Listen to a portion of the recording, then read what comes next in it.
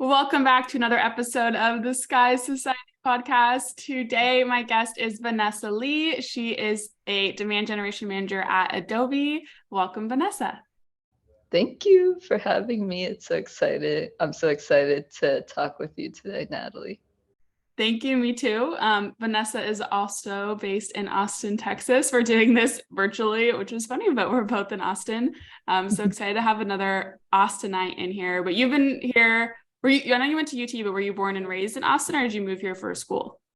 I was raised in Houston. I grew up in Houston, so about 3 hours away. But Okay. I knew that I wanted to stay in Austin after college because it's such a fun city, especially for young professionals and people in tech. So I'm Yeah. super excited and happy to be here. How much has the city changed since college? Because I moved here mid-pandemic when like everybody right before like Mhm. everybody just started to move here. But what was it like before it was invaded by all of us Californians? Yeah, it used to not be on the top list of places to live in, surprisingly. It It used to, dropped though. I don't know if you yeah, saw. I saw it's like 440th or 400th or It something. dropped a lot. Crazy. Yeah. Yeah, yeah. But for a while, it was just a college town, I think, and mostly kind of just like known as the hippie city in Texas, like the one place in Texas that isn't like as yeehaw as you would Yeah. think if you don't live in Texas. But back then, when I first came here in college, it was still more like college town vibes. Like it wasn't as popular as, like a tourist city that everyone knows it as now. So it was definitely like small town vibes, like definitely fun to just like stay around campus and like go to like random places in Austin that were more like one-off, like mom and pop type shops. But now it's gotten like huge and I feel like everybody comes here for like their bachelorette parties, things like that. Yeah. So it's like definitely like worldwide now. Yeah, and now if you say you're from Austin, everyone's either been or like knows someone that's been to Yeah. Austin. Whereas when I was applying to college, I was like, no way would I ever live in Texas. Like I stayed away. I was like, I'm not Mhm. applying anywhere in Texas because you have this like vision here that it is like yeehaw and cowboys Yeah, yeah. and it's there's still a little of that in Austin. There's some Southern Mhm. charm, but it's definitely very much more comparable to like a just like a normal like metropolitan city. Yeah. It's rent is crazy high now. For real, yeah, no, it definitely feels like a mini LA almost now, Yeah. which I mean, I that's like both good and bad, right? Like when you see your Yeah. growth in the city, it's like super cool to see how much the city's grown so fast. But yeah, you also get like cultures from other cities and you get to see like different types of people now, whereas before it was definitely more like still very Texan and like it's like that city that's the state school for Texas before versus now it's like a city. Yeah. Yeah. Yeah. No, for sure. But love Austin. No plans on leaving anytime soon. It's definitely still, even though it's crazy rent and way more people and more traffic now than when I first moved, still highly recommend. Yeah, for sure. Okay, Vanessa. So you went to school for marketing. You are now in demand gen. So we're gonna make our way over to your career move to what you're doing now over at Adobe. But I want to start with kind of what was it like for you after you graduated college at UT, you got your degree in marketing. What did it look like for you going out into the workforce and getting your first job? Yeah, so that's a great question. I went to school for marketing, as you said, at UT. And at UT, I would say marketing back then, I don't know how it is now, but back then it was more like low key and smaller compared to the other like majors within business. Like UT was definitely known for consulting and finance and like that kind of stuff. If you wanted to go into like accounting, they have the top accounting school. But for marketing, I would say the resources to find jobs were definitely smaller compared to those types of fields. So it was a little bit harder to, just think outside the box and see like, what could I do to find a job? Luckily, I did find my job through a career fair there and got it upon graduation. So there wasn't like, any like wild panic. But I would definitely say like the process of finding a job in marketing in Austin back then was a little bit harder than probably now, but or like it had its own like challenges definitely. But I got my first job at an agency, a marketing agency that was based in Dallas and Austin. And I worked there for 3.5 years, I think.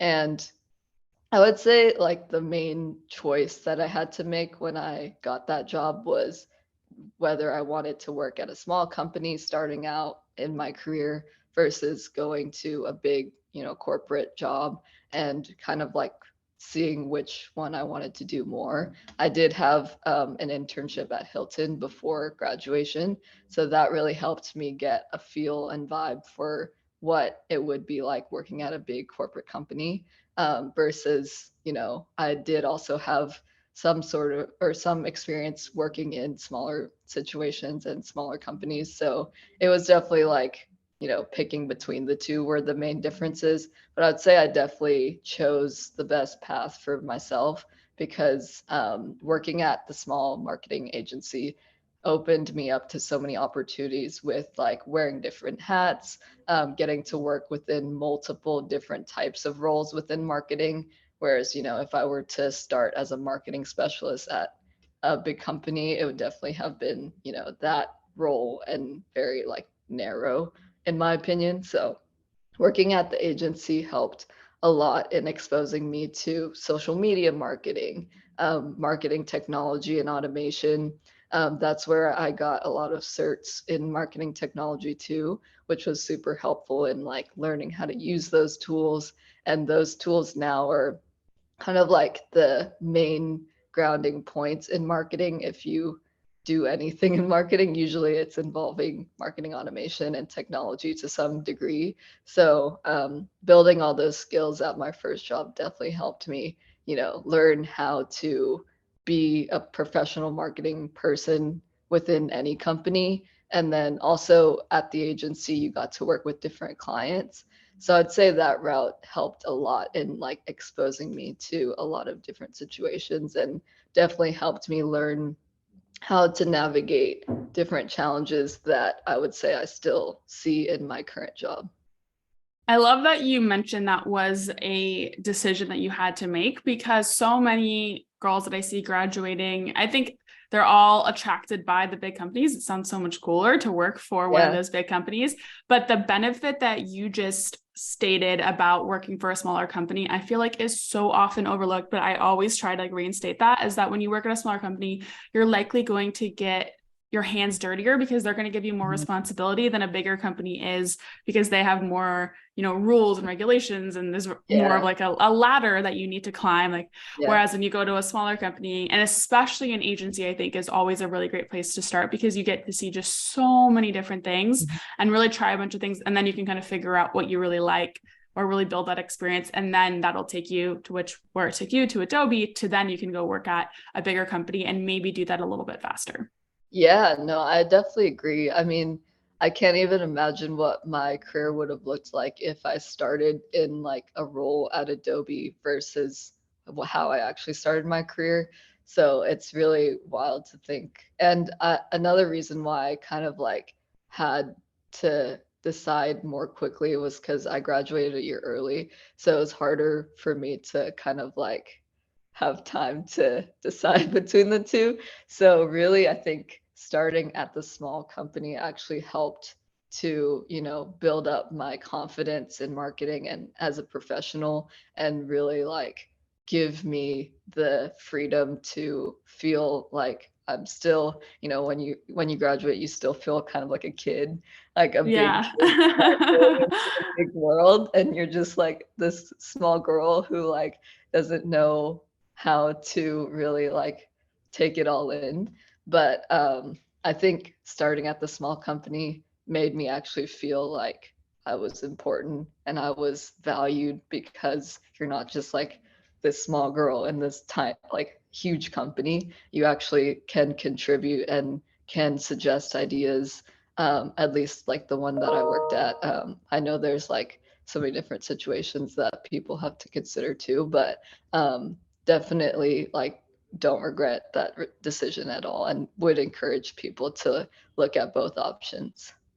Yeah, I love that. And then I also want to quickly touch back on, you mentioned that you got a lot of important certifications and got to work with some marketing automation tools. Can you Mhm. touch a little more on what certifications you got? Because I get that question a lot of girls asking like, what certifications do I take? Because there's a Yeah. ton out there. So which ones did you take or which ones did you find most helpful? I would hope that now they encourage people to take them while they're still in school. Like that's probably the most ideal is to kind of like get your hands on resources as soon as possible in digital marketing specifically, because if you go into like marketing automation, you're probably going to be doing email marketing or social media marketing or working in a CRM. So I would say do a lot of research on like the different types of tools within marketing. You know, there's SEO, there's like CRM management. There's so many different like roles that you can be within digital marketing. So whatever piques your interest, definitely look at what tools you need to use to be good in your role and to know your role. There's a bunch of free resources out there too. Like I know the HubSpot marketing certifications are free. Google Analytics is free. Marketo, that's the one that my company Adobe owns, and that's one of the most popular marketing automation tools. That one I would say is definitely worth getting. I don't think it's that expensive to take the test if you want to get the certification before you join a company. But I would say those types of certs definitely impress people when you're doing interviews, and they even put on some job roles that like it's either required or preferred for you to have a cert. So yeah. Okay, so Marketo's a good one to look at. That one is paid though. And then Mhm. yeah, HubSpot has a ton of free ones. We're talking about SEO. SEMrush even has Yes. SEO certs. Hmm. Yeah, Google, like all of Google's Google Analytics, they're paid ads. There's like all of theirs are free. And then I think there's some paid ones like Hootsuite for social media Hmm. is a paid one. I think it costs like $100. And then Meta, Facebook also has their own. And I think you could take the courses for free, but if you want the certification, you have to pay. So Yeah. yeah, there's a good Yeah. amount out there though. I agree. And I think the most important thing with all that, though, is not to just like take a test and get a cert, but to actually know how to talk about using them in business situations. And obviously, that comes with experience. Like when you take those exams, you're not going to really like know like how the like each company uses it, because I could say that like I've used multiple Marketo instances, but no instance is ever the same, and you still have to learn like the processes of each company that you work at. So it's going to be like definitely a learning curve no matter how much experience you have. But I would say those kinds of skills like learning how to navigate a UI, learning how to like apply those like technical concepts to actual marketing situations and how to resolve like marketing challenges with them are more like transferable skills that you could like take across any platform you learn. And like if you learn HubSpot, for example, well, that's an email marketing tool that you could probably apply those types of skills to other marketing automation platforms. So definitely just like take it all in. I know it would be a lot for someone for their first time, but there's luckily plenty of resources out there too, and YouTube is a great one. Yes. And YouTube is free. Yes. Um, and I think what you said there is so important because there's so many certifications you take. There's also an infinite amount of marketing automation tools. And for every function that you need done with marketing automation, there's like 15 and 20, 50, I don't even know, Yeah. softwares that will do that one thing. And so understanding, like what you said, of thinking more big picture, understanding the functionality and the business use cases is more important. So I mentioned SEMrush. So one of the things that we do within the accelerator for Sky Society is we we train our girls in a bunch of different softwares, but it's also not so, okay, you learn SEMrush and now every company is going to use SEMrush for their SEO tool. They could be using Ahrefs, they could be using Moz or whatever, but understand how to look up keywords, understanding keyword difficulty. If you know all of that, then you could apply that knowledge to the other softwares. It's less, I think, more so kind of what you said about the functionality of each software, but more so understanding like how to actually use them. For sure. And Yeah. going back to the first question about me, me working at an agency, that's another huge thing that helped me was because every one of our clients had different platforms. And so it wasn't like, if you knew SCM Rush that you would be like assigned to a client that used it, or like hopefully you would, but the main thing was just that you have to know how to consult for SEO and like whether or not they use SCM Rush or Ahrefs or whatever, like that would have been not really like the main, thing that you would have had to know. It would have been more the strategy and how to work it all. So Yeah, definitely exactly. agency experience helps in that case. One of the other things you had mentioned to me that you had learned in this process of growing is that you learned how to leverage emotional intelligence in the workplace. Can you talk to me a little bit about what that is and how you used it to your advantage? Yeah, so I think just being, personable and yourself and genuine at the workplace is like kind of obvious and what everybody says that you should do.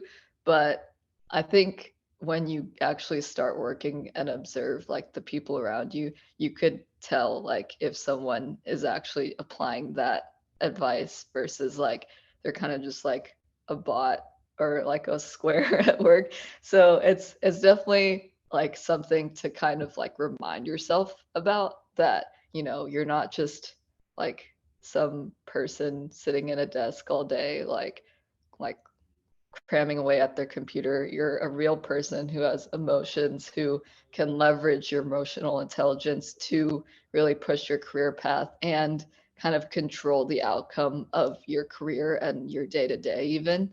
So a perfect example of that is I met this girl at my last job that, like I didn't need to help her at all, but I totally like wanted to like collaborate with her as often as possible. She joined a year after me, so it wasn't like I had to like work with her, but I wanted to, and I kept reaching out and she kept reaching out to me, and we eventually just became friends. And even though we never like really worked on that many projects together, I could say that we're probably going to be lifelong friends now. And we both don't work at that company anymore, but we're still super close and we like see each other all the time. So it's one of those situations where if you're just genuine and you just want to confide in others and find the help among others, then you'll definitely see like the return on investment as far as like lifelong friendships, like career promotion,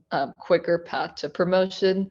Um, Another case that emotional intelligence I think really helps is learning how to communicate differently to other like different people and tailor your communications to receive the best outcome. So the one, if we go really deep into this, I usually like to hear about people's Myers-Briggs if I can, or any like Oh, okay. indication, yeah, any Yeah. indication of like how their brain works and what their personality is like, and get to know them just like how they would react to whatever you tell them or ask them. So then whenever I like ask them a question that I need help on, or if I need their advice or if I need their perspective or anything, um, that then I could use like, oh, well, I know this person's going to respond best this way. Well, I should ask the question that would get the best response out of them. And usually that helps resolve challenges so much faster. Um, I can get them to be much more on board with things faster and be advocates for whatever project that we're doing, and getting their buy-in just by like communicating to them in a tailored way definitely helps like achieve the best outcome in the fastest way. Wow, I know lots of people have probably taken those tests. I know I've taken those tests and then I forget what my results are now. But I think that's a very, how do I say this? Like if someone came to me and cared enough to know what my results were from that test so that they could better communicate with me, I think that would mean absolutely so much to me. So I love that you do that because I think that's very intentional and thoughtful to say like, hey, I want to learn more about how you communicate so I can communicate better with you. I think that's amazing. I think if you're not already, you'll be an incredible manager someday because you're able to really care enough to want to communicate better with people around you.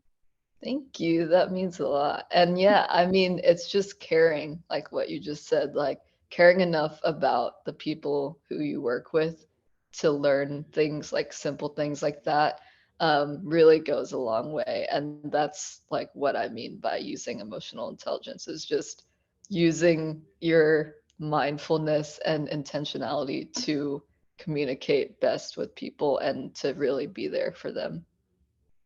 How can the people listening right now use emotional intelligence to do better in interviews if they're on the job hunt? That's a great question too. The first thing is to just be yourself in your LinkedIn bio. I know that sounds like really random and like not a big deal, but you would be surprised how many recruiters actually read that and see who you are just from what you put in there. Maybe not if you like just want to keep it generic or whatnot, but I guess that's also a sign. But for me, I don't know what really inspired me. I think it was because I had to write an about me like thing once, and then I just used that as my LinkedIn bio. But I just like randomly one day decided to put like something in my LinkedIn bio that didn't necessarily relate to like marketing. I just wanted to write a bio about me. Yours is really good. I read it before. Everyone should go check Thank you. out Vanessa's LinkedIn about section. Yeah. Yeah, yeah. So then, I mean, I didn't think anything of it. I was like a 20-year-old writing this, right? For my first job. And then I never thought anything of it again. And then ever since I've had like, you know, how you could turn on LinkedIn for recruiters to reach out to you.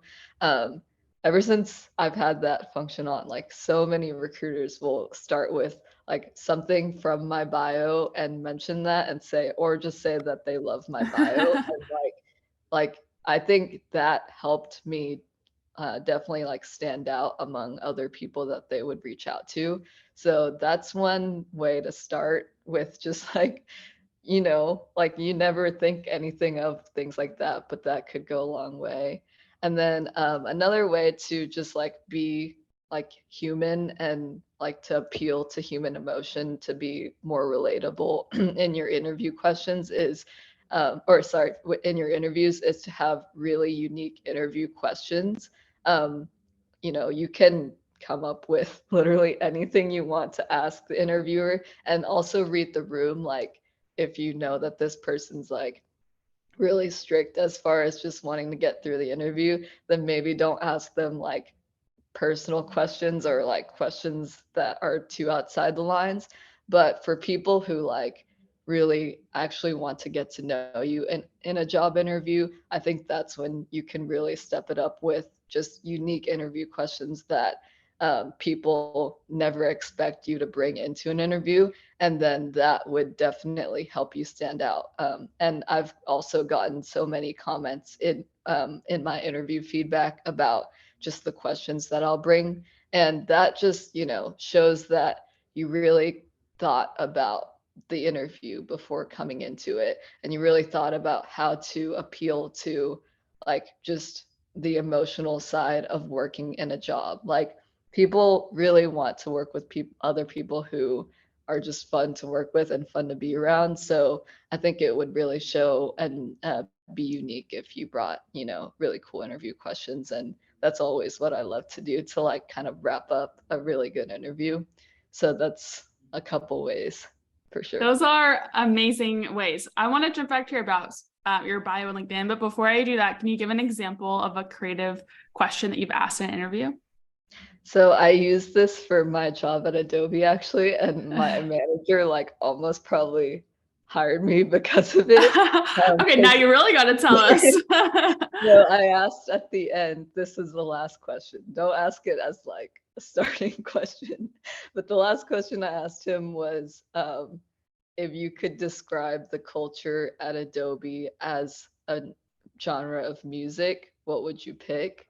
And he was like, "Oh my Ooh. God, that was so cool." And like, it took me 2 seconds to think of that question, and like, it didn't really like require that much effort, right? But to just ask someone that in like incorporating a question that you want to know, like, what's the culture of a company, but then making it fun for them, and they probably have been interviewing all day, and it's like this is the one fun thing they get to talk about, then it makes them so happy and elated, and it really just like makes the conversation way more human.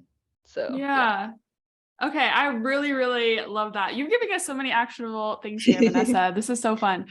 Okay, what I want to do for our audience is, if it's okay, I'm going to read a little section of your LinkedIn bio because I think it'll be just cool to hear. So I'm just going to read like the second half of it.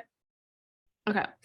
Um, and Vanessa's talking about herself in the third person. So just as a reference, I'm going to start reading this. Okay. And she's definitely proud to be herself. She makes a mean, some would say the meanest frozen pizza. She's a self-proclaimed expert at making Spotify playlists. She watches hockey in Texas. She's good at coming up with good ideas. She thinks bad ideas are usually more fun.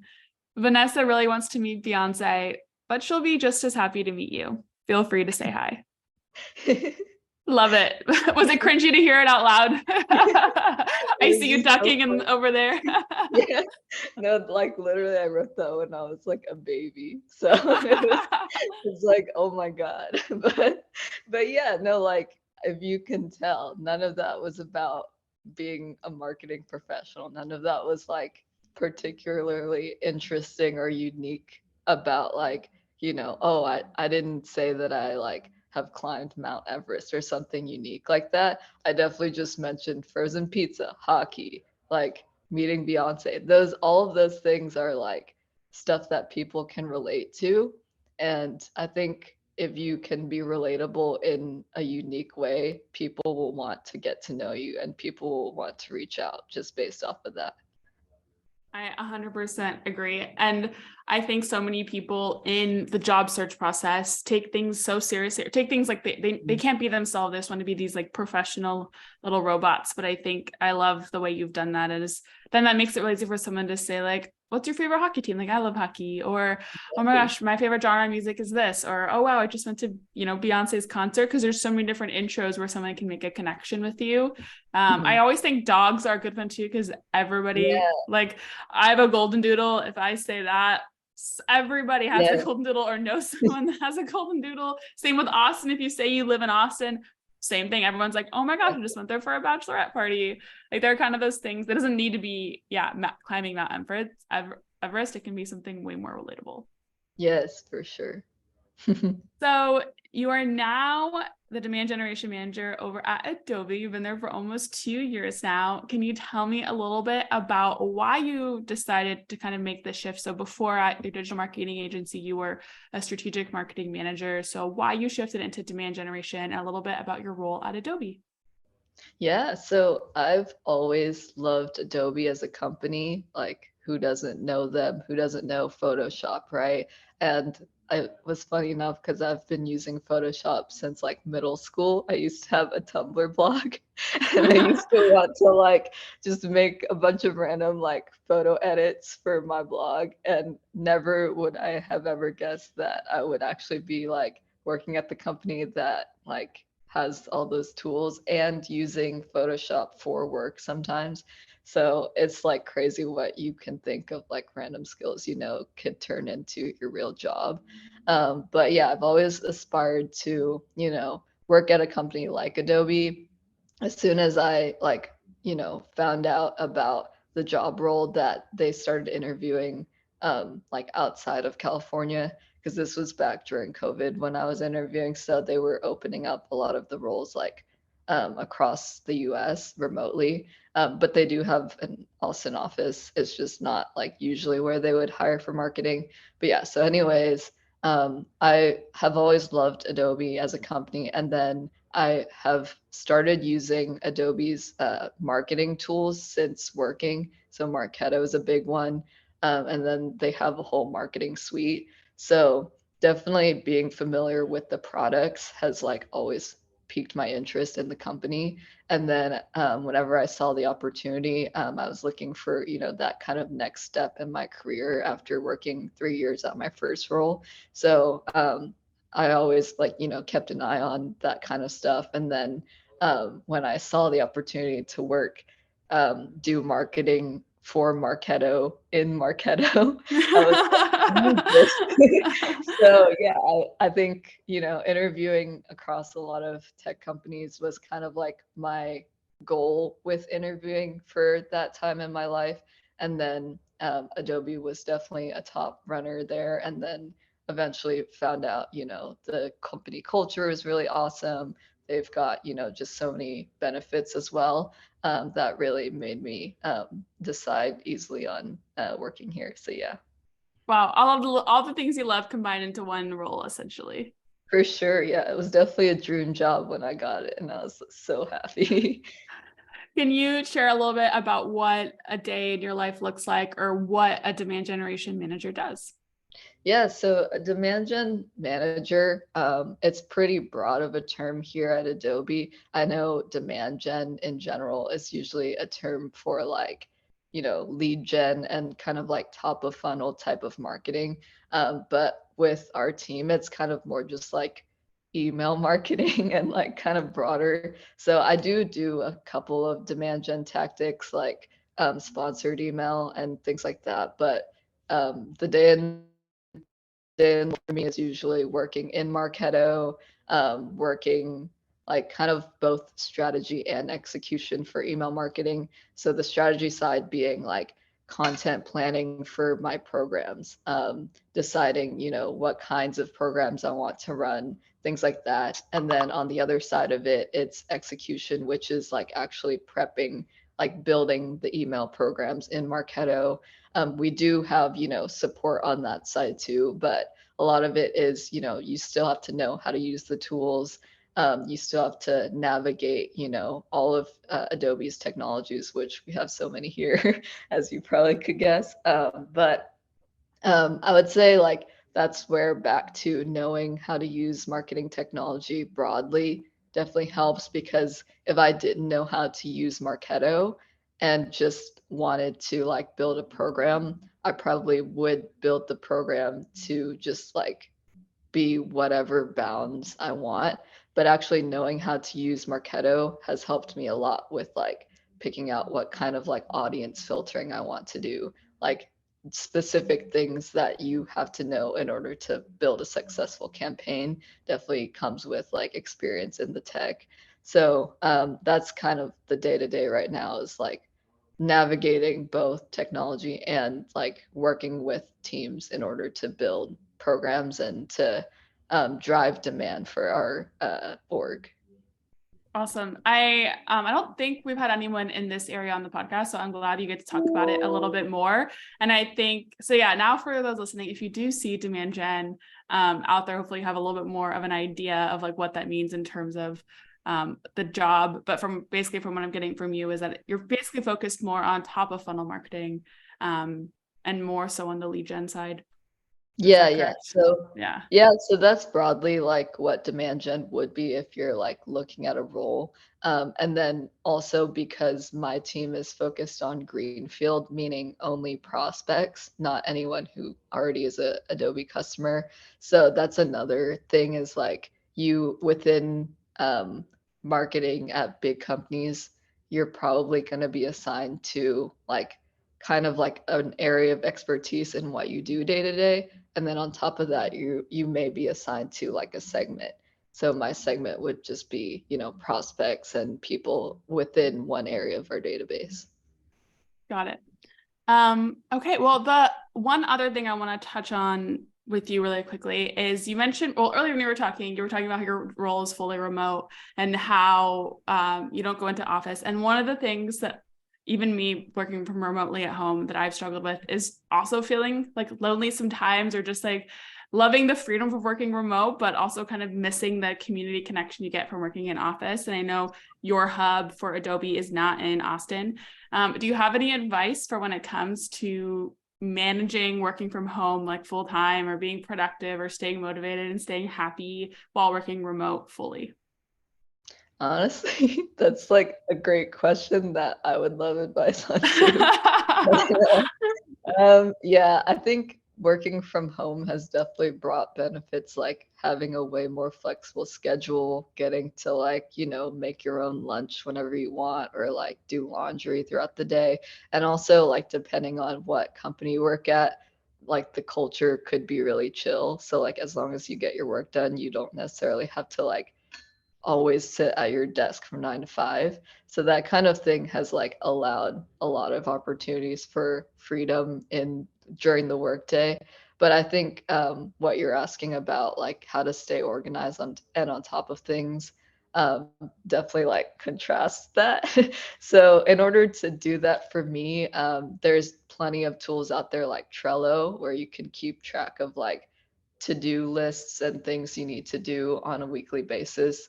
And that really helps me to just like, I usually use my notes app too to just like write down literally everything in my brain on like a Monday or whenever I'm planning for the week. And then just like brain dump until I get a list of like everything I need. And then from there, I'll go and decide, okay, I need to do this by this date. And if it's not as important, I can put it in the backlog of ideas. So things like that will help you, I guess, figure out like your priorities for the week. And then another thing is I have like weekly one-on-one check-ins with my manager and like other one-on-one syncs and check-ins and things like that. And that also helps me like personally connect with people. So like coffee chats or things like what you and I are doing right now. This helps connect in so many ways you can even imagine in like a remote world. So having those one-on-ones not only like helps me figure out what I need to do for the week to like prep for those meetings, but also during those meetings, again, using your emotional intelligence and like bringing out that personal side of you, like telling people what you did over the weekend, things like that. And not just like joining a call and being silent. Those kinds of things definitely help feel like you're still connected to your coworkers, even if you're remote. Because like none of my coworkers are based in Austin, but I could say like they're actually my friends, and like we know a lot about our personal lives too. It's not just like we're coworkers. So things like that definitely help. That's really helpful. Thank you, Vanessa. Well, your entire episode, this has all been so helpful. I think we went over so many different action items. Like I was taking notes the whole time. So thank you again for coming on and sharing your career journey and sharing your advice. It was so much fun talking to you, and I really appreciate you taking your time. Thank you, Natalie. This is awesome. I hope to all the viewers out there or listeners that y'all have a great career in marketing if you're looking for that. And feel free to hit me up on LinkedIn as well. I would definitely love to help anyone that, needs it or even just wants to talk and have a good chat. So thank you so much. I was super excited to do this.